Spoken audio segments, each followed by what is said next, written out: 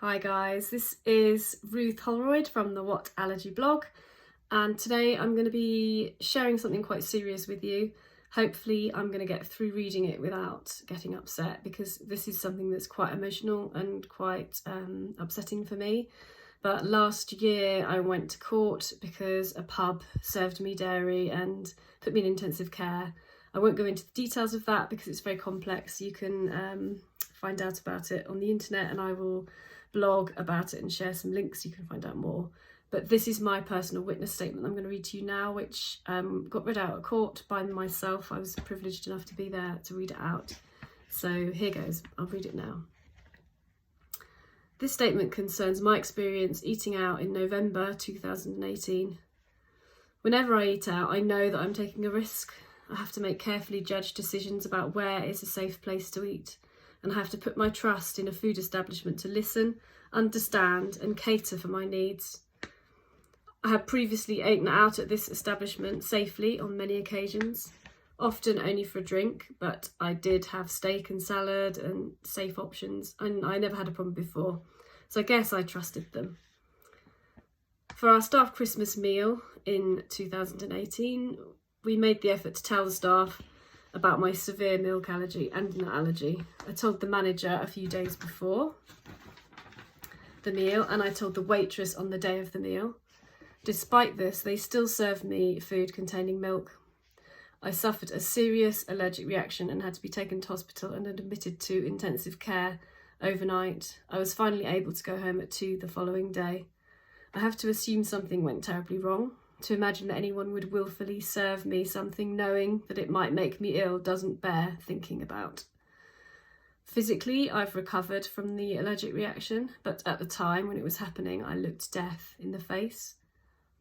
When you can hardly speak and you are begging hospital staff to help you, when you think this might be your last breath, that doesn't leave you.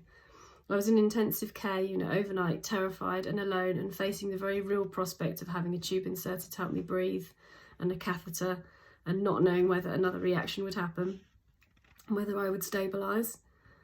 I was ill for days afterwards, recovering. It felt like I'd been hit by a bus. Everything hurt. It meant I missed work. I suffered panic attacks, nightmares and serious anxiety for quite some time after this happened. The incident affected my work. I believe it was instrumental in me leaving my last job. I was having serious panic attacks at work and outside work. I would sit at my desk crying and no one would do anything. I don't think people noticed all the time.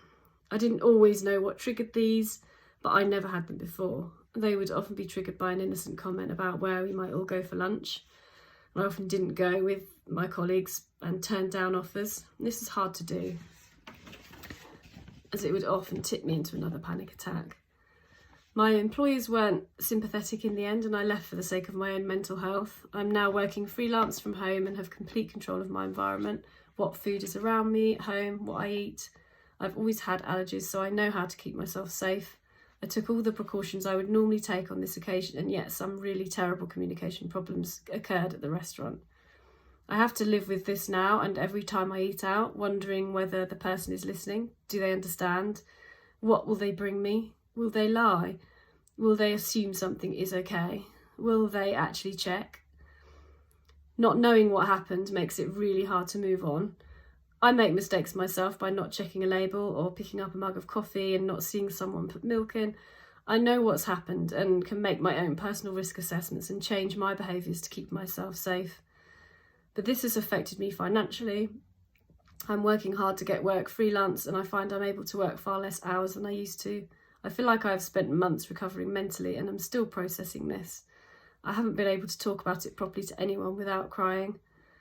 Through writing, therapy and daily meditation and working on the positives, I'm getting by. I have had cognitive behavioural therapy in the past, and so going back to this practice has been really useful.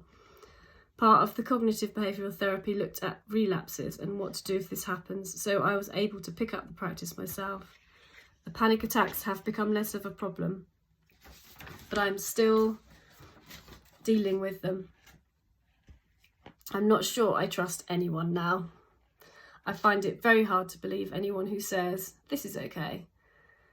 We made this specially. This is milk-free. There's no dairy in this. because this is what our waitress told me on that night.